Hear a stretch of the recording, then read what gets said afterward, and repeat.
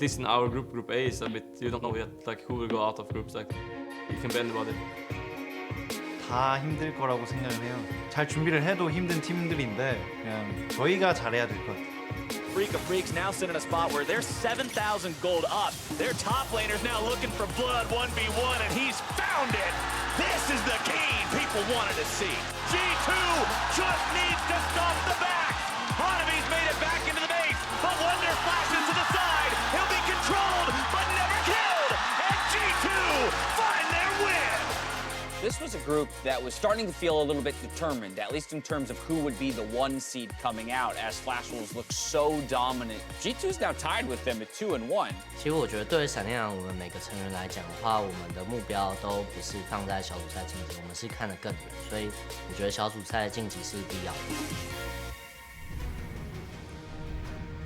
Welcome back to World's Countdown, where we're narrowing in on Game 1, just about 13 minutes away. And unlike in previous World Championships, groups this time is condensed into 1 string of days rather than separated into 2 weeks. And I want to reapproach the discussion of what this means for players, teams, and the windows of preparation that they actually have access to. Yeah, and I think yesterday did a really good job showcasing what some of that can do. For Gen G, they didn't have the typical prep time that you expect, and that's where Korea makes their biggest adjustments, as well as the fact that it allowed Vitality and C9, who are off on hot starts, to kind of ride their momentum mentally throughout the day. Yeah, and also really benefits teams that actually have a lot of pocket picks because you can't really prepare properly for them. You might have an idea that they could play, but you haven't had multiple days to figure out what to do. So if you suddenly see a Hecarim or whatever against your Aatrox, you might not really know what's going to happen in the game, and that can be really difficult. Yeah, and I think the icing on the cake this year is the fact that there isn't as agreed upon of a best way to play the game. So even before Worlds, people weren't kind of merging towards this mega meta.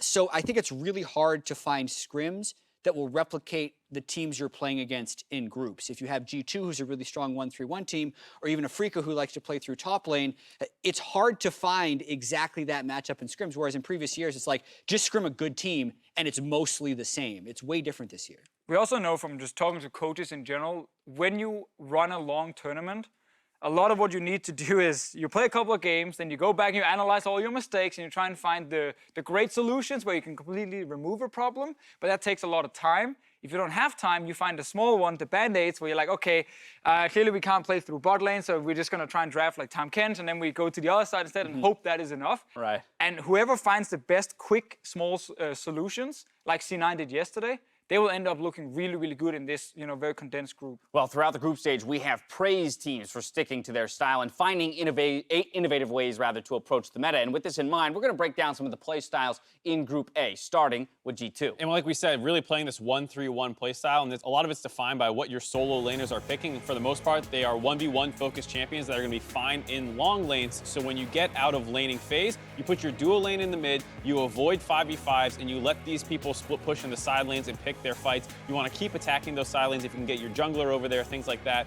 And very critically, you cannot fall behind early, because if these 1v1 champions are behind, suddenly they can't win their 1v1s and this whole strategy falls apart. So you avoid these 5v5 team fights and you keep pushing onto the side lanes. And the G2 is phenomenal at this. And I think the thing that stands out the most is how they use their side laners together. The fact that the Akali recalled down the bot side and met up with the Camille to attack put so much more pressure than what some teams do when they're bad at 1-3-1ing and they just AFK stay in side lanes. So super impressive to see them go and make team plays while still kind of maintaining the 1-3-1 style. And then it forces the opponent to actually go and try and make a 5v5 fight happen. But if you're not very good with your window, you see here Sion coming in the mid lane and kind of just hovering around, never really grouping up and pressuring with the turret. Eventually, G2 is going to respond to that, not realize that they need to commit 5 people to defending this turret, and Camille will break that back down to the bot lane. You'll see Perks on the Akali start breaking back up to the top side. They start actually getting this split push down, and then as soon as Flash Wolves want to go collapse onto the Camille, they react very well with vision. Wonder starts backing off here, and then the Akali is actually going to be the one to switch over to the pressure and start getting damage down the top turret. So G2 do a really good job of pulling you apart and making the decisions to engage feel hopeless. As was seen, that strategy was successful against the Flash Wolves, but I want to talk about Flash Wolves' style, being bot lane focused. Yeah, so they are one of the best teams in the world at playing around the bot lane in the early game. This is not about split pushing or the late game, it's just purely how do they actually get ahead in their games. And for the bot focus strategy to work, you're looking at self-sustaining top laner, so you don't need to pay any attention to the guy sitting up there. Early game junglers, you have some impact on the map in the early game. push and roaming from mid. That's why they like to play the Sion, push, and then he can instantly go bot lane. And the last one, but also most important for me, engage support. Because you need a support who can actually set up plays when you are moving to the bot lane, so you're not wasting a ton of time. And we've seen from Flash rules like the draft against PvB, is actually the perfect example with all four things we just highlighted. Self-sustaining top lane and Aatrox, early game jungler in the Taliyah, you have your push and roam mid lane and Sion, and then you have engage from the Alistar, which is the best pick for SwordArt. And these guys just fully understand how to set up the early game with your jungle pathing into then coordinating really cool ganks that then gives you the advantage. Eventually you're going to take the turret. Once we get some great little setup here, nice synergy between the two champions. Yep. Once you take the turret, the greatest strength of the strategy is how you unleash two players, AD carry and support.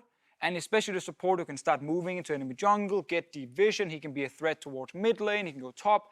That is why Flash Wolves are so good at playing early game when they get this kind of draft, and this is how they should play today. All right, one more unique style in Afreeca Freecs, running that 4-1. Yeah, a lot of people sometimes confuse 4-1 with 1-3-1, but I think it's different. You do have the carry top laner, but you're also having another very strong 4-man unit. This is a big importance to keep the mid turret alive. You also want to have the threat of being stronger in both setups, and then you have a top lane carry and a 4v4 team fight. So this is much more about, if you think about the champions that you'd pull, you have the carry top laner, then you'd have something like a tank jungler, a control mage mid, a late game AD carry with wave clear, and the support can be actually flexible. This is the exact composition that Afreeca Freecs ran when I think they were actually playing to their strengths against the Feng Blue Buffalo, and you see there, they have the push mid lane, they isolate a 1v1 bot lane. Swain is top, but he's not top in order to fight, he's just there to cover for what the other thing would be. And this is actually one of the more common Korean playstyles because it does force the opponent to take risks. They must commit somewhere. They're either committing for the split pusher or for the 4-man unit. And it's generally sometimes even okay for a 4-1 to team fight if they're doing it on their terms. However, the weakness is that it's generally slow. It's a little bit vulnerable in the early game, as you can imagine, with having a late game AD carry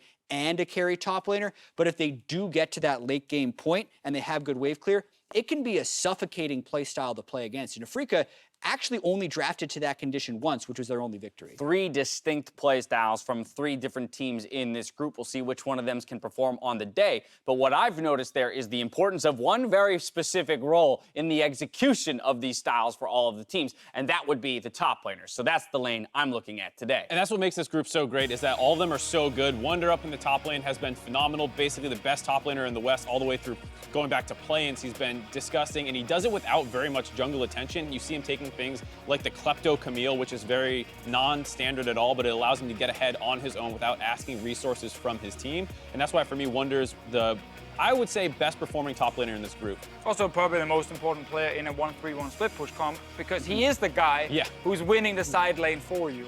Yeah, and I need to look at Afreeca's Kiin personally. Deficio and I did put him at number 4 on the top 20 players at Worlds Still before the stand tournament. by Looking real good right now, boys. Standing by. Has not done that whatsoever in the first 3 days, but I do think some of that can be attributed to the matchups and the drafts that he has been put into. The team actually said they didn't think that Urgot would be able to stop Akali from split pushing later, so they wanted to do a 4-1. It's unfortunate they learned that that wasn't possible during Worlds, and then another time they picked him into a tank matchup as Sion against Wunder on Camille, where I feel like they weren't even trying to play to their own strengths, but thought they would just be better than the opponent. So if they do truly commit to playing through Kiin, I think there's a chance he can show that up, but he's definitely had a rough first week. So G2 play through Wunder. We want Afreeca to play through Kiin. Yeah. The last guy there was Hanabi, and it's the opposite. We obviously do not want to see Flash Wolves play towards top side. Actually, for the bot focus strategy to work, you need that self-sustaining top laner who can just sit there, try to go even, or at least not fall too far behind. Hanabi's job in this group is to take a punch in his face, but do not fall down. Do not die. Do not feed. Just wait for your team to get ahead on the other side. He has the most thankless job you're going to see all day, where it's basically like get hit as hard as the other person can hit you, and don't get knocked out. That's all you got to do. Yeah, and I think the one guy we didn't mention, obviously, is the 4th top laner in this group, who could just throw a wrench into everyone's plans as well, because he's a guy who, in Vietnam, was able to carry a lot of games, whether he's playing Jay's top lane or playing a standard tank matchup. Like, he didn't necessarily perform in the first week, but does have the potential to do so based on some of the rumors we're hearing about pre-tournament scripts. Zero's one of the strongest members of that team for Fangwu Buffalo. But we talk about Hanabi and the tough task he has ahead of him against Wonder and Kiin in the top lane. His first test against Afreeca Freecs in our first game of the day. And with that just a few minutes away, I want to talk about what this win will either do for both of these teams and how it comes. Yeah, I think, honestly, for Afreeca, this probably means everything. One is their current mindset. 1 and 2 after last week, already saw Gen G drop out. Like, there's a lot of pressure. We already heard some issues within the team. If you lose your first game to Flash Wolves as well, you got a really long day ahead of you. Yeah, and I need to see them recommit to 4-1. You can power pick one of your top laners, I feel like, even if they're able to put Sion up in that top lane.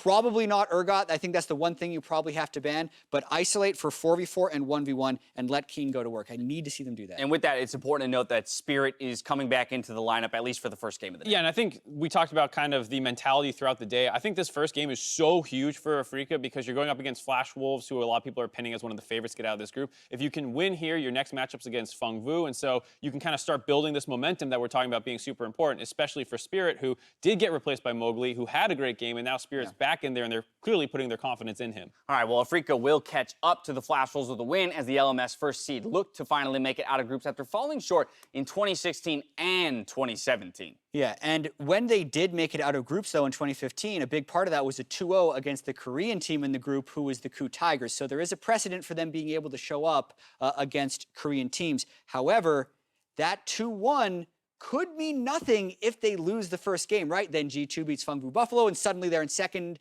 and even tied for third at that point. So the pressure is not off by any means, just because they had that successful first half. Yeah, and I think you have to look at both SwordArt and Moojin to step up and be a little bit more proactive than we saw in the one loss that they did face to G2. The Braum pick clearly did not work out. We're talking about SwordArt being their primary initiator, like you're saying. Alistar is often banned away just in the current meta, and so they're going to need to find their number 2 and number 3 engaged support champions and not default into Braum or anything like that. Yeah, I think there's a good chance we see Flash Wolves, especially after the games yesterday, go for a little bit more of a lane bully setup, but not necessarily the Kaiser, where it's all about just going towards the late game. Actually trying to say, you know what? SwordArt can play things like Thresh as well. He can play things where you can hard win lane, combine that in with early game jungler. Afreeca's weak link, in my opinion, it is the bot lane. It is where you can actually punish them really hard. And I think that's why Flash Wolves can shut them down in this first game and therefore get the great start. Yeah, I'm hoping that both teams draft heavily to those conditions as well, as instead of trying to just match each other in those specific roles. You're going to get Hanabi's Yasuo. I want to see a top-focused game versus a bot-focused game. He's good at that one. I just hope that the explosiveness of yesterday carries over to today and we get some sweet, sweet games. The stage is set for another day filled with action, and as we leave it to Captain Flowers, Vidius, and Spawn for Game 1. Enjoy. Thank you very much, Dash. I'm Clayton Captain Flowers Reigns, joined by the pepperoni and the cheese to this perfectly wrapped calzone. It's Andrew Vedius Day and Jake Spawn Tiberi. I will accept nothing but pineapple in my calzone. It is the only way to build it, gents. I was going to ask who's the pepperoni and the cheese, but I think that you've just answered that one. That's a little bit cheesy for me. I don't like pineapple on my pizzas. We're not going anywhere into that. That's going to spark a whole debate. We're instead just going to dive into some League of Legends here today. It's Group A. 4 teams standing, but only 2 get to walk away at the end of this one. Yes, it's a very big day indeed. G2 and Flash Wolves currently sitting at the top of the group. And Flash Wolves, they will be going up against the Afreeca Freecs, who so far in the World's group stages have not had the strongest performance. And it is so strange to say the Afreeca Freecs carry the weight of the entire region. But everyone said, KT, they're a given. They're going to get out of the group stage with already Gen G failing. If Afreeca cannot get out of this group, it will mean so much for the LCK region. Well, gentlemen, we are into picks and bans. Let's see how these play out in the first game of the final day here for Group A. Aatrox immediately banned out by Afreeca, wanting to keep that one off the table as Flash Wolves respond, getting rid of that Alistar that we heard the Death talk about. And I want to see how deep Afreeca go into the top lane bans here. We've already said that Hanabi is one of those players you can pick on. I would love to see them get rid of the Sion as well and try and secure the Urgot pick to isolate that lane. And so far, the Afreeca Freecs are actually sticking with the same bans that they went for the last time they went up against the Flash Wolves. Alistar, Aatrox, and Threshold they were taking off the board, and with Flash Wolves having to ban the Alistar given that they are on the red side, this frees up another ban for the Afreeca Freecs, and maybe they just take away the Rakan, maybe they deny SwordArt more of those playmaking supports. Well, it looks like it is going to be the Scion taken off the table there by Afreeca. 2 out of 3 bans targeted towards those solo lanes with that Thresh accompanying. The Urgot also banned out by Flash Wolves. And I wonder if this now becomes an Akali first pick, because we've already said that Akali in the 4-1 struggled against Urgot. Scion, I expect it to be a similar story. Aatrox, a big bully lane, has been something that Kiin has reached for, is still a flex pick, although I don't expect Kuro to play it to the highest level. This is going to be a clash of style, however, Vedius, because we mentioned bottom lane of Flash Wolves versus top lane of Afreeca. They need to secure some priority down there. Ooh, that's an interesting priority for the Afreeca Freecs. I was expecting something like the Xayah to then have the pressure with the bot lane, kind of deny that from Betty and SwordArt, because now you're kind of giving them that free lane to play around, but Afreeca, they want Spirit to be on one of his big comfort junglers. They want him to have that level 6 playmaking power, that strong early game skirmisher, and we'll see how effective he can be as he's returned to the roster. And the Flash Wolves are going to respond by locking in the Shen against the Nocturne. Now, of course, Paranoia does annoy Shen with being able to find targets for that Stand United, but at the same time, if they can survive the initial darkness, Shen can come to the rescue. Yeah, it certainly can, and I would love to see them couple this with a pushing bottom lane, because I think that it can remain a flex pick, and we saw how much Flash Wolves get punished by the G2 lineup in that 1-3-1. This gives them a global ability to be able to resist that. With push bottom lane, which is not a Kai'Sa, they would be able to stand up in a laning phase, but that is a different direction. Yeah, it looks like that Flash Wolves are saying, you know what, we're fine if you want to go for the Xayah Rakan. That's kind of what we're expecting you to go for. Things like the Leona are still up and ready to kind of deny that playstyle. So Afreeca have to make the choice now. Do they look to try and lock in early bot Varus, lane? Tahm, Kench, come on, baby. Yeah, I mean, it's a very safe, very standard bot lane. I think it'll do absolutely fine into the vast majority of the matchups that have been left up and available, but you are still giving SwordArt a playmaking support in the Rakan. And whilst I agree with that, Vedius, it also once again sets the stage for the perfect 1-3-1 comp. Global on your jungle, global on your support, defense plus wave clear in spades if they go with the Varus here. I think Afreeca can open up the map in a similar way that G2 did, but nope, they go for the split push instead. Not going for it. They lock in the Akali on the side of the Afreeca Freecs. Now remember, we did see them play this champion during the first round robin. Kiin was on it, went 1-4-1, did not have a spectacular showing. And for this team that normally does so much through that top laner, if they give him that champion again, we're going to need to see a much different performance. We certainly are. And the question is, where will this Akali go? It can be flexed to top and mids. I do like the Tahm Kench. You already talked about it, Spawn. The 1-3-1 is extremely strong right now for the side of the Afreeca Freecs. The Camille has been banned away. Flash was showing that respect, given that Wonder has already had a phenomenal performance. You can see how good it is in terms of the split push power.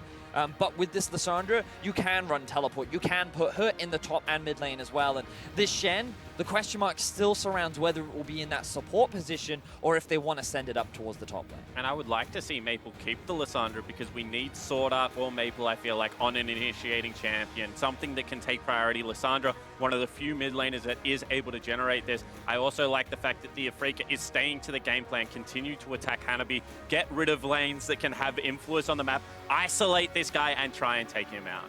It is solo lane focus with the bans here this second round, as the Gangplank, the Swain, the Rise all banned away. One more left to go from the side of Afreeca before we get into that second half of the picks.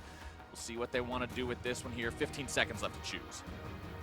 Couple of options still available for Afreeca. Remember that jungle hasn't really been a big priority for the Flash Wolves so far in this game. Gragas is still up. Skarner is actually what they're choosing to take away, and given how popular Gragas has been, you have to wonder if they want to go for it, because in terms of the 1-3-1, you want to have something that can match this, the Nocturne if you have to go off into a side lane and try and force those 2 versus 2 plays. So the direction that Flash Wolves is looking in right now, I feel would much better answer the draft that Afreeca is going for. They will lock in the Xin Zhao there for the side of the Flash Wolves. Going to be able to make some big plays early on with that one from Moojin, they hope. We'll see how the Afreeca Freecs want to respond to that one. The Galio, they're thinking about that. We have seen that played by Maple. The Flash Wolves actually opting into having a lot of tankiness on their mid lane picks throughout the tournament so far.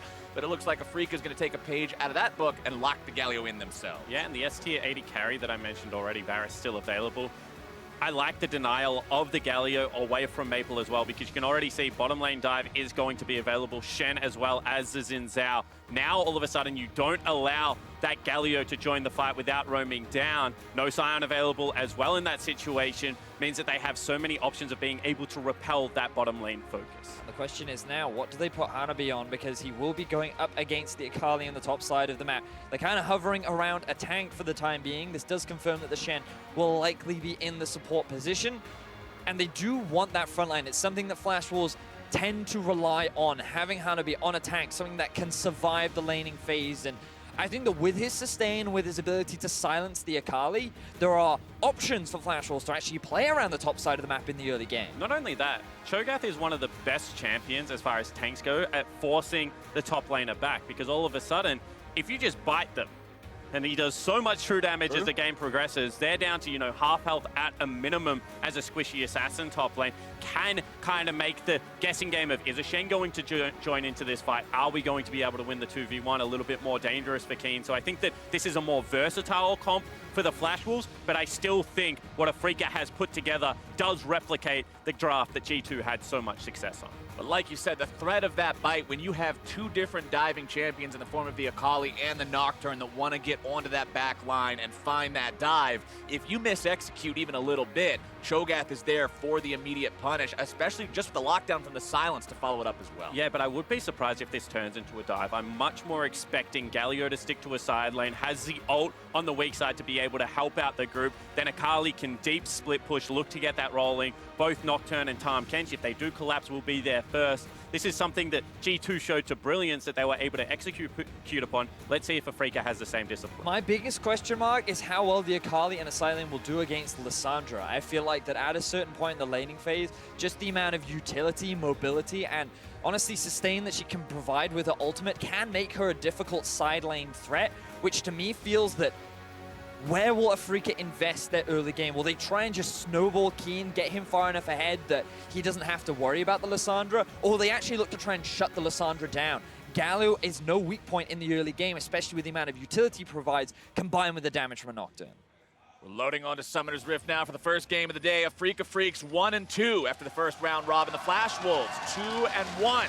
Tied for first in the group, but let's be honest, when everybody's at either 1 or 2 wins, the games could go any way today. Every single game is going to matter. And putting 2 games between yourself and the Korean lineup for the Flash Wolves would be a statement. At the same time, the analyst desk pointed it out. If you drop this game, your week 1 performance didn't mean anything.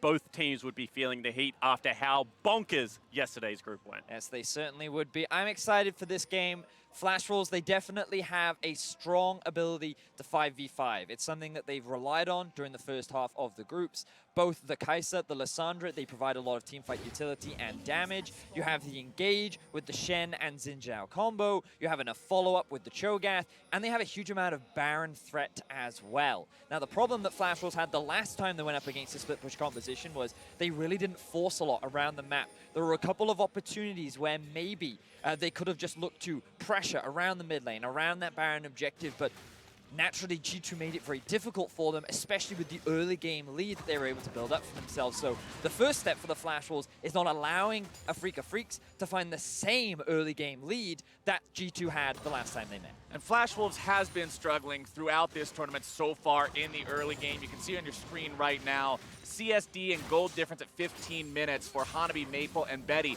Everybody is in the negative. The early game, the laning stats for this team, not quite where they would like them to be. Yeah, it certainly isn't. And yet, if they can generate a pressure advantage with this Zhao, a much more powerful early game jungler, specifically around this bottom lane, if they're able to get 1 or 2 kills, set the Varus Tahm Kench behind, there is still ways for them to generate leads. So I agree with you, Vedius. If they can look to attack a portion of the map, open it up nice and early, they have a very nice comp once it gets rolling. They certainly do. And for the time being, what we notice is the Nocturne going very much towards the entire bot side clear, wants to work towards that level 6 as fast as possible, but ping's already coming down from Moojin. Moojin moving into the enemy jungle here towards that Raptor camp, seeing if he can find something to steal away or try to flex on Spirit a little bit there. Doesn't look like a whole lot is going to come out of that. Once again, we're also seeing the tank Lissandra option. It's something that we've been seeing a lot more recently. The damage reliance is going to be coming from Moojin along with Betty as well on the Kai'Sa. And I quite like it. I quite like what we're seeing from these kind of Lissandras. The fact that you can survive for so long in these fights later on, I think is very powerful. And right now, Maple, he actually has the push, which is allowing Moojin to invade in the enemy jungle and slow down the jungle clear from Spirit. Spirit had managed to drag the Wolf around the corner of the wall, so Moojin didn't see the Nocturne there, clearing out the Wolf at the very end. Him smiting it and finishing that camp immediately means Moojin goes over to blue, uses his spell, starts the camp up, but then has to retreat. He doesn't have anything left in the tank to immediately deal with that fight against Spirit, and now we've got ourselves a standoff as both mid laners are also ready to rotate over to this fight. The important thing to look at is the top lane, though. Hanabi is the one that joins the team first. Cho'Gath at these early levels will offer a lot more value than the Akali will, which is why FLICKR have priority over the blue, but all three members from Afreeca Freecs grouping up around it. Additionally, because the creep waves are on the side of the lane of the Afreeca Freecs, that means they're pushing into the Flash Wolves. That means that every second that the Akali, that the Galio spends here, they're actually losing out on experience as it dies to the other minion waves. So Spirit, yes, he defends his jungle camps, but it does cost experience and gold to the Afreeca Freecs lineup. Moojin is still trying to invade here. Spirit's going to find the Fear Tether, takes a little bit of damage from the Wind Becomes Lightning, looking to chase further after this one. Moojin trying to get himself away. They're looking to collapse, flash away from Moojin to stay alive. Damage coming in there from Maple. Hanabi makes his way into the fight now as well. Silence goes down, Kuro below half HP. Everybody walks away. So a couple of flashes were traded there, jungle for mid. And honestly, Moojin was just a little over-eager there.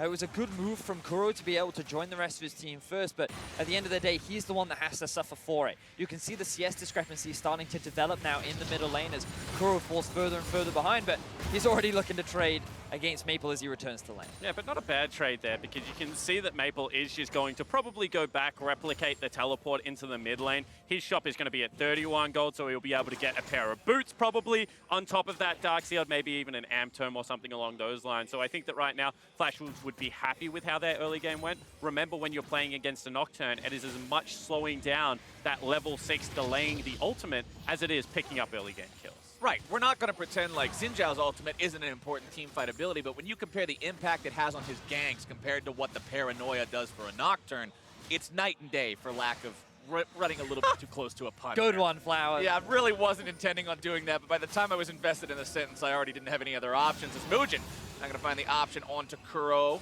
It's a little bit of damage, but Kuro gets himself away pretty nicely there with the taunt. And it looks like he'll just walk back to lane pretty easy here. Moojin always looking for any sort of an opportunity to just mess with these guys. That was good awareness from Moojin, though, because remember that he doesn't have Flash. And while Kuro doesn't either, the fact that Kuro was level 5 and Moojin was only level 3 means that with Spirit and Kuro and the taunt available from Kuro as well, Afreeca could have actually turned that into a kill in their favor. The early damage from the Nocturne combined with the CC from the Galio would have been more than enough to actually shut him down. So a lot of respect being shown from the Flash Wolves, recognizing what fights they can and can't take. Yeah, and just some old school, good old battle warding coming out of Moojin right now, tracking the jungle, isolating these pushing waves. The only area of the map for the Flash Wolves that is actually suffering is this bottom lane, and even then they are keeping up in CS, making sure that this wave doesn't hit the turret. So whilst they're not attacking the bottom lane, they are securing farm for Betty. And as this game progresses, you know, Kai'Sa is one of the scarier late game carries in her ability to be able to shred through tanks and reposition around team fights, and definitely the area to watch. And talking about farm, top lane, even. Jungle, even. Bottom, even. Mid lane, quite an advantage being built up for Maple over Kuro. Maple, this player that we've seen, like I said, he has only played Sion and Galio so far here at Main Stage Worlds 2018, and that's not exactly what you would always expect from him historically as a player. Yeah, it's certainly against the trend. People will remember how good this guy was at LeBlanc, his ability to light up the international stage on the Assassins. However, is showing his versatility and once again, a little bit more of a control pick. I mean, you think back to MSI, many considered him to be the best performing mid laner during the group stages. He was phenomenal alongside Betty, and that's what made Flash Wolves so scary and how they were able to qualify for the semifinals. Unfortunately, they didn't have a huge impact. They ended up going 3-1 against Kingzone, but again, overall, this year has been fantastic for Flash Wolves. Even though they've been dominant in the LMS, their summer split was the most dominant they've ever been. And now coming into group stages, at the start, they look like the heavy favorites. And that's quite a statement to make when you consider you're talking about a team that has already won 6 consecutive splits in their region. To say, yeah, they're more dominant than ever before is quite something to put as an accomplishment. And alongside that, it was at the loss of Kasa in the jungle to the mainstay of this Flash Wolves roster with the arrival of Moojin, the kind of player that many didn't expect to have a high performance has really contributed a lot to the team. And now with Flash Wolves at this 2-1 record, this would be a very important win for them to help moving out of the group. But the same can be said for Afreeca. Speaking of Afreeca, Spirit level 6 now. Although he was slowed down a little bit earlier, he does have the Paranoia online. Moojin still only level 5 for the side of the Flash Wolves. We'll see if the Afreeca Freecs can make any sort of a play happen with this. We talk about it a lot with Nocturne, but once you have the ultimate up, every single time that thing's off cooldown, you want to be looking for a chance to pull the trigger. And the pressure that they can now generate, because not only do they have the Nocturne ult, they also have themselves a Galio ult. TusiN has also just hit level 6, so all of the global abilities online. Interested to see where they choose to attack. Is it the mid lane? Is it maybe trying to give Kiin some relief? Because right now it looks like he's under threat of dive. 2 members roaming up from Flash Wolves to set up something onto Kiin here, but he's very aware of what's going on. Okay. Mabel's got to get back the lane faster, man. He's got to get there. I love plastic cones. That's just, it's the silliest. All right, Flash Wolf's not going to go through with that dive, but TusiN's deciding, all right, it's time to make a move happen here into the bottom lane. Betty's going to be the target as the Paranoia goes through. Damage coming down. Tries to flash himself away, but the Ignite is going to be on him. Stand United keeps Betty alive, but they'll still find a different kill instead. It's first blood over to Kuro. And that was a really nice setup from the Flash Wolves. They're able to cut off the retreat, but you can see the fight may continue. Maple as well as Moojin heading down into this bottom lane. Looks like it is just going to be the 1 kill for nothing. It would have been a 2 versus 4 that the Flash Wolves reinforcements are walking into. Good play there coming out from Afreeca. Let's take another look. And we can see here that good vision setup has been placed by Afreeca. They're ready to make this dive happen. There's a huge minion wave. And initially, the Tahm Kench just goes behind to buy more time for the Galio to get towards the bot side of the map. Spirit goes in, he's able to flash to guarantee the kill, but unfortunately, the ulti just comes in from SwordArt to keep Betty alive so that last tick of the Ignite doesn't secure the kill. Galio is there to just help out, but ultimately, Afreeca find that first kill. They get the snowball rolling, and this bot lane tower will now heavily go in the favor of Afreeca. And a few things to watch as to why that dive was so successful. Spirit Refuge used for SwordArt before there was any threat of the dive taking place meant that they couldn't stay under the turret for the extra additional seconds to make it heat up. This is an area of the map we expect Flash Wolves to get ahead in, and they want to continue this trend. They're bringing multiple members down here to try and pressure. 4 Wolves in the bottom lane, but it doesn't look like they're going to stick around to try to make anything happen there immediately. SwordArt moves into the enemy jungle, clears out some vision there, just trying to maintain some control over this area, dropping down one of those control wards there, just to the side of the brush where he cleared the last one out. But at the same time, whilst we have to compliment Afreeca for being able to set up that first kill, you also have to say that Kiin hasn't been successful as of yet on the Akali top lane. And it's just the neutral lane right now that we're seeing. They haven't been able to generate any pressure off it, and still interested to see if it beats the Cho'Gath in the one-on-one. I think, though, that as the game progresses, Akali will have much more threat in terms of the side lane. You definitely compare it to things like a Camille, who we've seen a lot of. Yeah, she usually outscales everyone in the side lane, but in terms of your ability to build magic resistance, the amount of health you can stack up as a tank, I'm always interested to see how well Akali often stacks up, because very often we rarely get to see her get to that point in the game, get to see her be this massive split-pushing threat, unless she's got a couple of kills under her belt. Well, the Rift Herald looks like it's going to go the way of Afreeca. No contest on that one. Spirit secures it, grabs a couple of honey fruits, picks up the eye, and gets himself out of town. So another good early game grab there for this team that did manage to find themselves first blood a couple minutes ago. Did lose out on the first Drake the Flash Wolves picked up for themselves. That was a Cloud, but now that they've got Rift Herald, that's just more playmaking opportunities to work around. Absolutely is, and at the same time, they've also just mitigated the risk of the downtime that can be available when you've used your global ultimates. You can see that Kuro's is the last that is about to become up and available, so they just trade halves of the map while they're waiting for those big cooldowns to become back up, and see whether they once again walk towards this bottom lane, continue to threaten Betty and SwordArt, because that turret is under siege and there is now a 30 CS lead. And focusing on Betty and SwordArt just seems like something that can put such a hamper on what the Flash Wolves want to do. This is a team that works so much through Betty specifically. This is the guy that does so much of the carrying work for them. And if he falls behind this much, if you've got to deal with this big Varus in the mid game, it's going to be hard for Flash Wolves. Well, Flash Wolves, they're making their way towards the bot side of the map. The Shen ulti is available. Here comes Moojin. Moojin will lead the charge on this one, looking to go in. On to TusiN immediately. Stand United comes in. Nice. Use the Zhao ulti there, looking to knock the enemy AD carry back. TusiN getting himself away. Kramer's going to be doing the same as reinforcements have arrived. Kuro on the front line now, looking to tank things up and buy some time. Spirit gets himself off the side, and everyone disengages. No one actually ends up going down there because Maple chooses to ult himself rather than a target. Flash Wolves clearly saying we're not going to commit to this fight. With the arrival of the Galio and the TP of the Akali, we can't commit. It's not worth it. Instead, we'll just disengage and get a couple summoner spells. But at the same time, they use the minimum on the side of the Afreeca Freecs as well. No ultimate going to be used from Nocturne. They also repositioned around the map earlier, so they actually might get this first turret in response. I think Afreeca playing a much better, measured, slow game than what we saw of them the first time they took to the world stage. And now it's 3-man middle plus Shelly. That means turret number 1 goes the way of Afreeca, up to a 1,500 gold lead thanks to that one and the bonus gold it offers. We said this team needed to get themselves off to a lead. We said they needed to be in a good spot if they wanted to do what G2 did to Flash Wolves previously.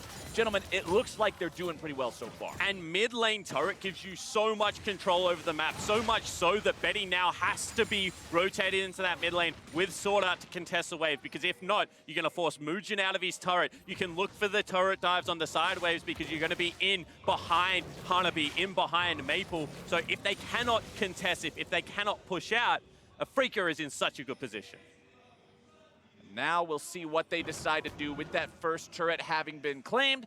We'll see how the lane assignments end up being played out for them to continue controlling the game like this. Remember, if we're comparing this to what G2 did to Flash Wolves a couple of days ago, G2 was able to consistently keep the ball in their court. They never let Flash Wolves play their game and get that team fight. They always made sure they were avoiding those situations, and that's what we want to see from the Afreeca Freecs if they want to beat Flash Wolves in this game and tie that score line up. Still no neutral objectives available to take for either side right now. Still 5 minutes before Baron spawns, a couple more before Drake will respawn. As Maple gets a little bit of damage there down onto TusiN, gets himself over the wall with the claw, and he'll try to defend this turret, but it is very low. So there's a rotation bot from the bot lane of Flash Wolves, but I don't know if they're going to be able to defend this tower as Kuro makes his way there. TusiN with the ghost, wanting to catch up, see if maybe he can slow somebody down, but not a whole lot happening from it there. Piercing arrow onto Betty, and they're done. And you saw they couldn't contest. All of a sudden, that pink ward, that control ward, in behind the blue buff on the bottom side for Flash Wolves, as well as the just normal wards in the jungle, means that this lineup had full vision of the Flash Wolves as they were rotating, take the calculated play, come out with the objective. And this is a very different Afreeca. They're being very proactive in the early game. They're playing around the lanes that are strong for them, and now all they need to do is rotate the Varus and the Tahm Kench up towards the top side of the map. Get Kiin in this long lane where the Cho'Gath won't have the safety of a tower, and you have the ability to flank with a Tahm Kench ultimate, use the Galio ulti, have the Nocturne come through the lane, start getting Kiin rolling in this side lane so that you can better threaten the 1-4, set up for the 1-3-1, and utilize the globals that you have at your disposal. And as you would expect from a team that is wanting to win through macro, win through objectives, through lane assignments, not team fights, it's a one-kill game, 16 minutes in. It's not excessively bloody. That's exactly what the Afreeca Freecs are looking to make happen with this one. Farm still even in the top lane and the jungle, relatively even in mid lane, while that CS lead continues to grow, albeit just a little bit in the bottom side there.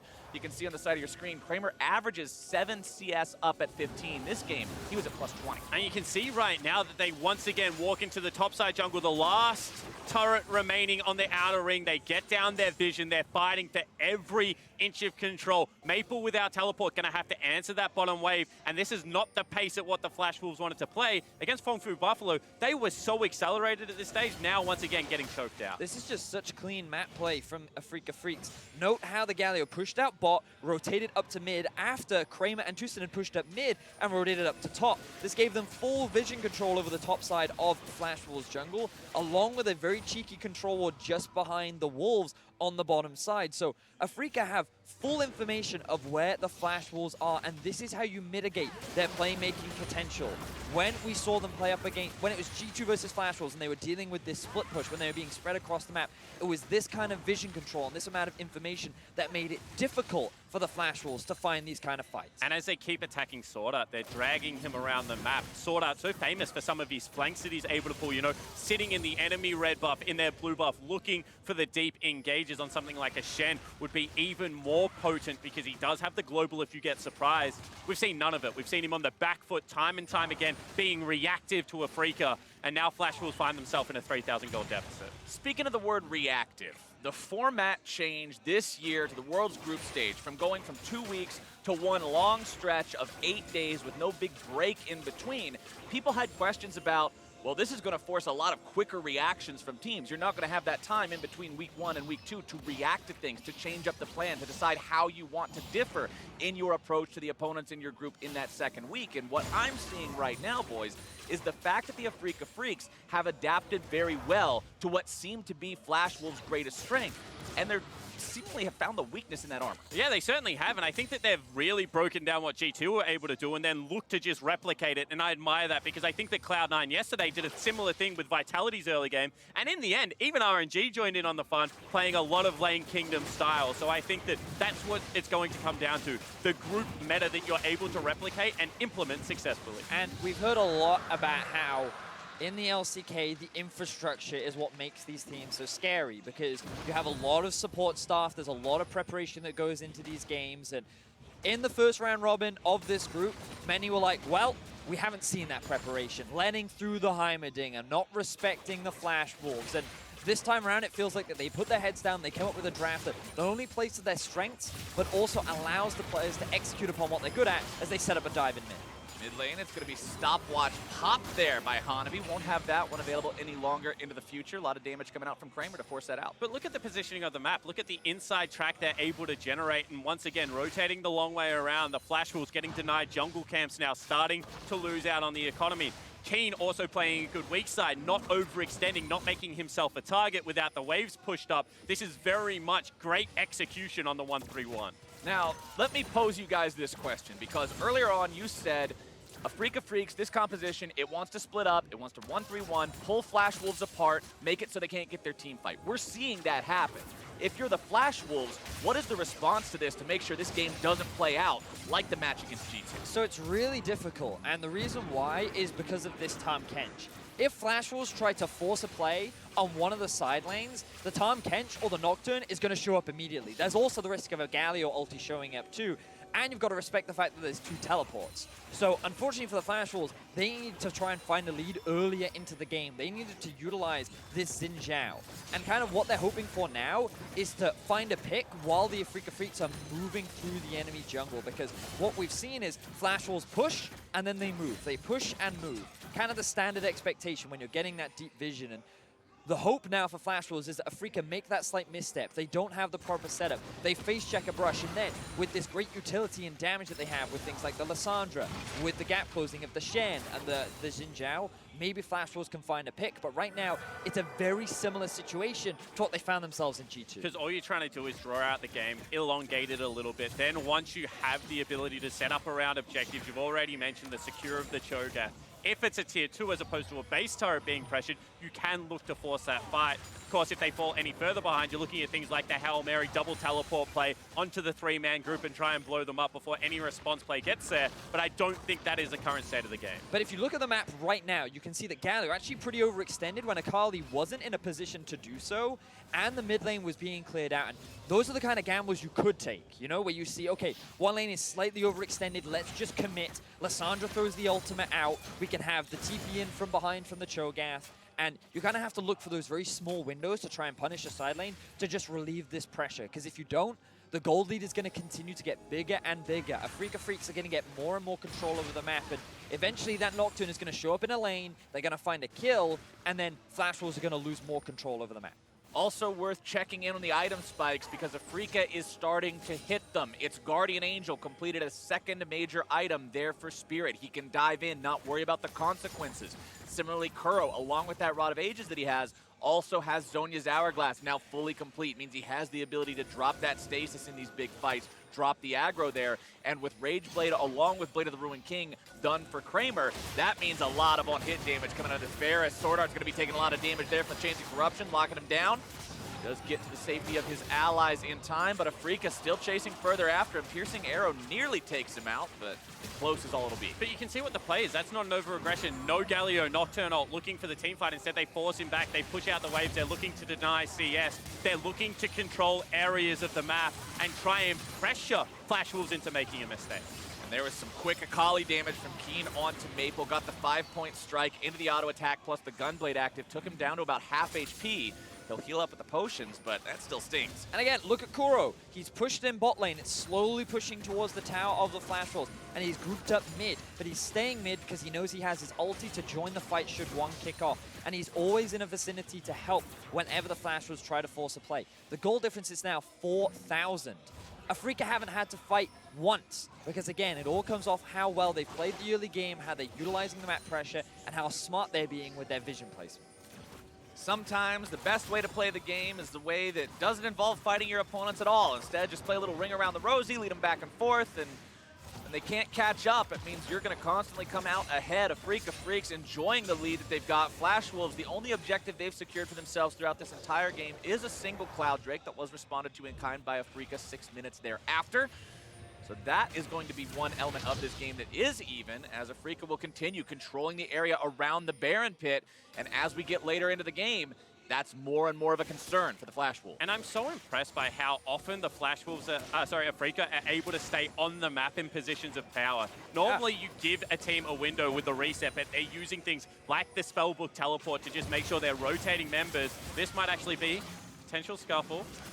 Lissandra's pretty slippery. Does use the claw to get herself away from that one. Kiin dropping the shroud there, and Afreeca are just constantly set up in this enemy jungle. So many control boards, so much vision. They're just not afraid. And look at the bottom wave. It's now stacked up. It's huge. No one has been able to answer it for a protracted amount of time. So now that is just farm that Kuro can go collect. They're also looking at taking down this mid lane turret. Afreeca just slowly but surely trying to starve the Flash Wolves of any form of gold. And it's really difficult for the Flash Wolves, right? Because, you know, the last time we saw them play up against G2, you could argue that there were many windows where they could look to try and force a play. There were opportunities for them to just try and force something. But when the map is in this kind of a state and when you're going up against a Nocturne, a Galio, the Tahm, Kench, it's not as simple as saying, let's just attack one of the sidelines, just run it down mid, because Afreeca, they have a 4K gold lead, and even trying to force a fight in this kind of a situation, when all these globals can then just collapse upon you, is the risk that you have to be careful of. So Flash Wolves, again, they're just waiting for this small opportunity to try and punish Afreeca, which just isn't being made available. But this is also smart from the Flash Wolves. They're not panicking. They see that Dragon's being taken. They get the notification. Kiin backs away because, you know, he's a smart player and that's what you're supposed to do. But they use that time to regain control of their jungle. They take a couple of camps and they're just still looking to scale. They still have a team fight comp that if they do get in a situation where they can blow up a carry, can accelerate the pace of this game.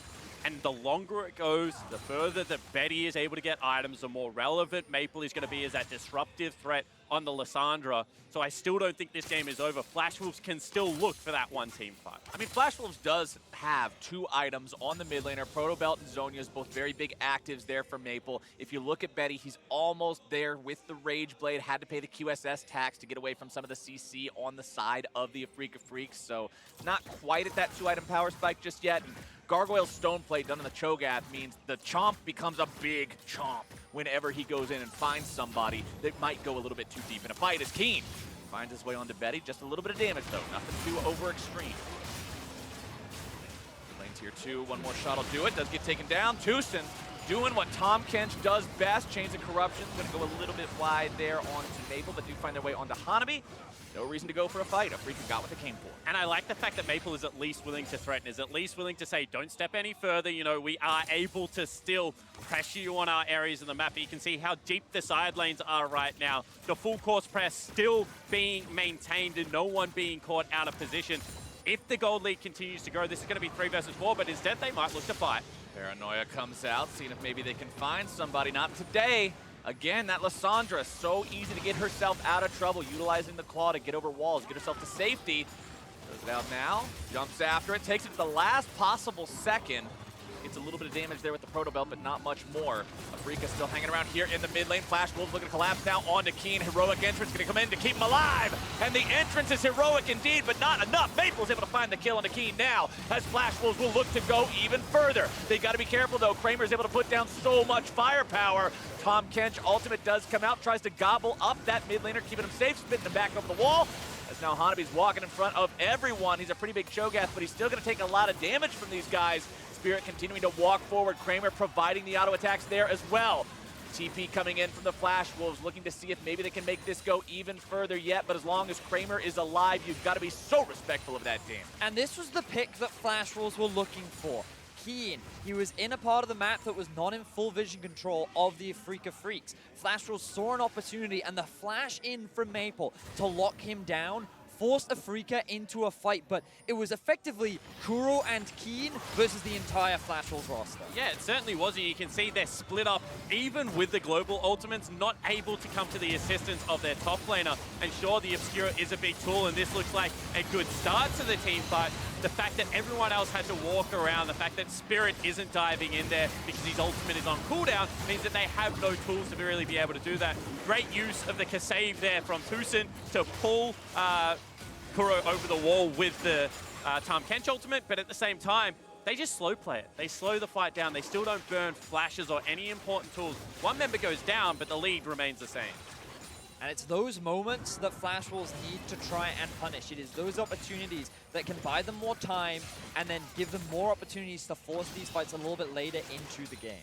And you can see on your screen right now, this one is indeed one that's slow to catch fire. Only 2 kills, 29 minutes in, 1 for each side. They're both being so careful about the approach. Afreeca not willing to give away what they've worked so hard to build in terms of this lead by going too hard. Flash Wolves at the same time just saying, don't worry, we've got Kai'Sa, we scale, just wait for it, let them make a mistake. But now that Kai'Sa is at 2 items, is starting to look for some of these team fights. They have vision control. I saw an opportunity there for Flash Wolves because they didn't actually have a pushing wave up top or in bot, and there were just 3 in mid that could have been collapsed upon by a 5-man unit of Flash Wolves, but they didn't pull the trigger. They chose not to go for that engagement, and now it's Afreeca going for the pick. Chains of Corruption down to SwordArt, who does get himself away. Nocturne ulti used, they're diving in, looking to make it happen. Here comes the heroic entrance. Kiin's gonna be going now into the Shroud, getting himself away, gonna be gobbled up by TusiN. This Flash Wolves still looking to make the fight potentially happen now. Moojin's gonna be taken very low, does go into the stasis, staying alive only for a moment. Kramer grabbing the kill onto him, as now the Cho'Gath likely gonna be killed here next. Maple goes stasis too, but it's already a double kill over the Afreeca Freecs AD carry. Ladies and gentlemen, there go the kills we're talking about. Afreeca pick up 3. And finally, we see what happens if you force versus a 1-3-1 and you don't have control over the area where you're fighting. They funnel into a choke point, and Afreeca make them pay. Huge team fight for Afreeca. I thought it was going to end in disaster, but they execute beautifully. They secure an inhibit. Flowers, they might be looking to end. Here we go, towards the Nexus are the Afreeca Freecs. SwordArt can't do anything about it. Kramer goes on a killing spree. 3 items on the Varus is enough for this team to push for the win. They're gonna get themselves their 2nd win of the group stage. They will tie themselves up with the Flash Wolves, and they will take that Nexus. And such a controlled pace of the game instilled from Afreeca. They took what G2 did, they replicated it, and were able to once again starve this Flash Wolves lineup out. Flash Wolves again just couldn't find the play they were looking for. Very clean League of Legends for the most part from Afreeca Freecs. The only mistake you could argue was Spirit using his ulti to try and find that pick, which meant that when Kiin was often in the jungle and he gets collapsed upon, he ends up dying. But outside of that, their vision control was immaculate. Their lane assignments were fantastic. And everything just came together, and it just goes to show that if you never allow the Flash Wolves to team fight, then that is how you can make them crumble. And that's something I'm now looking at Flash Wolves, who still have 2 more games to play today. Do you have another trick up your sleeve? Can you play League of Legends in a different way? Because right now, it seems like Group A found what you were doing, and they have shut it completely down. And it looked like it was wide open, but all of a sudden, G2 would be thinking, we can right the wrong against Fengvu Buffalo. We have that kind of game style versus the Flash Wolves, starting to look like the Flash Wolves may be in a little bit of trouble. I'm excited to see how the rest of this game play out. G2 go up next, and if they can find a win, then they can jump ahead in this group. But if they lose, then everyone ends up 2-2 in Group A. And that would be a free-for-all brawl. But for more on how Afreeca closed out this first game, here's the State Farm Analyst Desk. Thank you, Captain Flowers. Afreeca Freecs picking up the first win of the day, turning things around. We had some questions about, with that short turnaround time between the first round robin and the second round robin, would this team be able to put it together in time? This time around, I think they came in with an intelligent game plan. We did talk about the strategies and styles that these teams are identified by. They both played into those styles. Let's get a refresher on them real quick. Absolutely. I talked about Afreeca and trying to play 4-1. It's incredibly important to keep your mid-turret alive. You're trying to isolate into 1v1s and 4v4s. And you want to have a top lane carry with 4v4 team fighting. I think they did this very well. Yeah. Yeah, on the flip side. On the other side, we got the bot-focused strategy. At least on paper, it kind of looked like it because they had Cho'Gath top, there was a self-sustaining top lane, that early game jungler, they had a pushing roaming mid, and they did have engaged from a Shen in the support role. The problem for Flash Wolves is you might have all these tools, but the enemy team found ways to counter it in the draft. Right, all of the boxes were checked in those lists, but within the way that the two comps interacted, there was some interesting stuff. Yeah, especially really intelligent ban on the Thresh to make sure that they can't go for something that's lane dominant and therefore force plays a lot easier, as well as just excellent gank setup that Thresh has with the Lantern plays. And then the Tahm Kench takeaway very early on. Tahm Kench Varus is an excellent self-sustaining lane to Jatt's win condition while being very hard to gank and find kills on, which is going to work against what Flash Wolves want to do. Exactly. They've lost 2 games now, both games against Tahm Kench. Both games, they lost the bot lane against Tahm Kench. It was a Jhin with G2, it was now a Varus. So when you have this Thresh ban also that you highlighted, we were kind of going, maybe Flash Wolves would become like lane bullies now. More, early game support, and they can try and hard win bot side. Afreeca read that already before they even got to play the Thresh. So I think this is where we got to see the famous prep team in Afreeca. Just saying, we know how you're playing. We see all the same boxes that everyone else can see. And we say, okay, how do we counter that?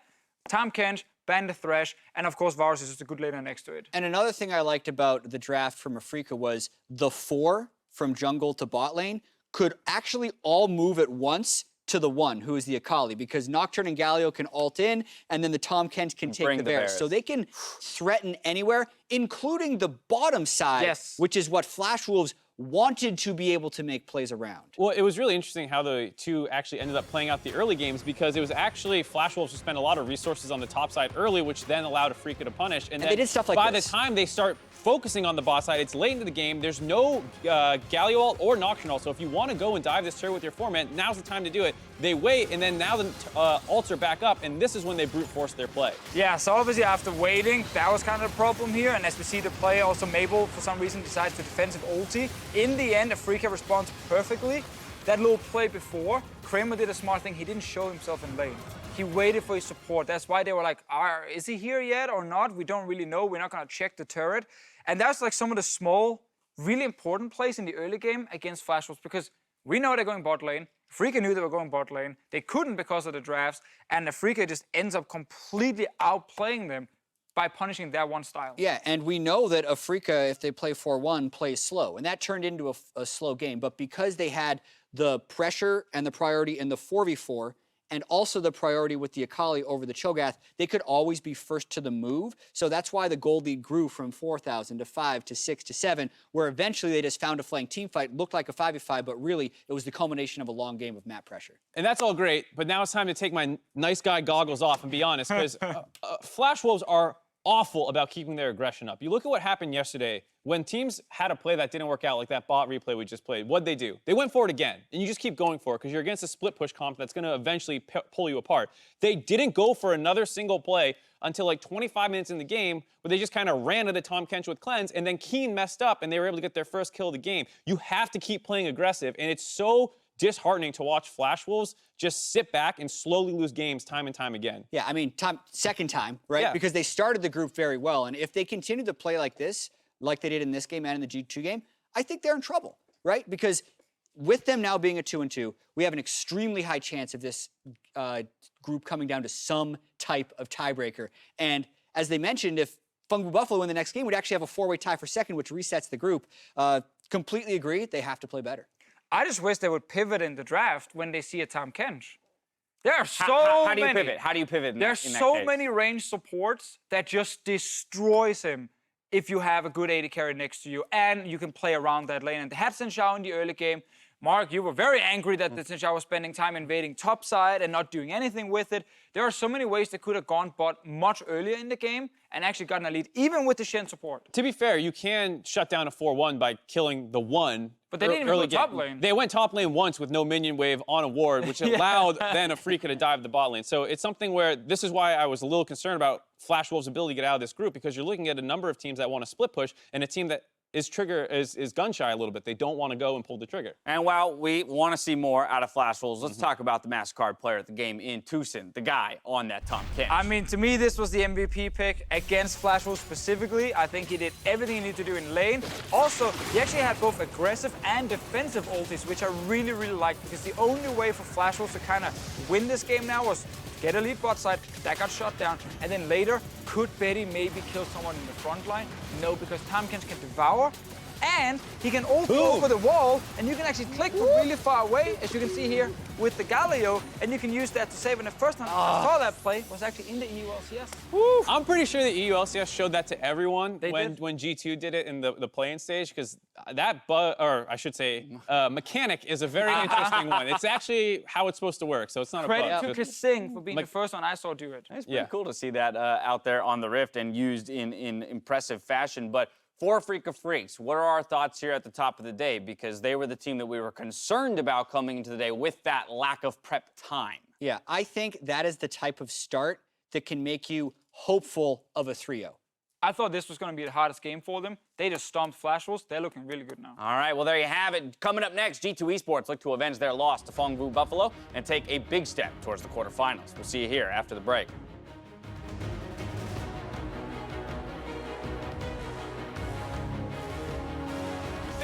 Flash Wolves still looking to make the fight potentially happen now. Moojin's going to be taken very low. Does go into the stasis, staying alive only for a moment. Kramer grabbing the kill onto him. As now the Cho'Gath likely going to be killed here next. Maple goes stasis too, but it's already a double kill over the Afreeca Freecs AD carry. Ladies and gentlemen, there go the kills we're talking about. Afreeca pick up 3. The synergy of brute strength, born of elite core power, to thrive under pressure in the most hostile conditions, and built to overclock. Prepare for combat. Go forth and conquer.